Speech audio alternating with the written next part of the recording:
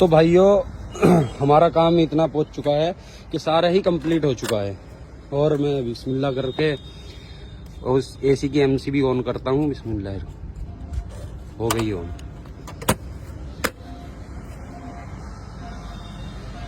तो finally guys अभी हमारा ये आउटडोर चल चुका है। आपको कैमरे के फ्रेम में नहीं दिखाई दे रहा होगा, तो एक सेकंड में आपको कोशिश करता हूँ दिखाने की।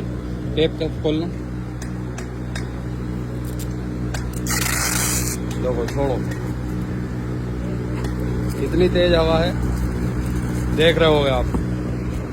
तो वर्किंग हो चुकी है बढ़िया, और सेक्शन का पाइप भी बढ़िया चल रहा है एकदम, और डिस्चार्ज भी एकदम सही चल रहा है जैसे चलना चाहिए। अभी मैं इनका प्रेशर वगैरह चेक कर लूँगा और कितना प्रेशर आ रहा है। अगर प्रेशर कम होगा गैस का तो टॉप अप करेंगे गैस को। दिखाता हूँ मैं आपको।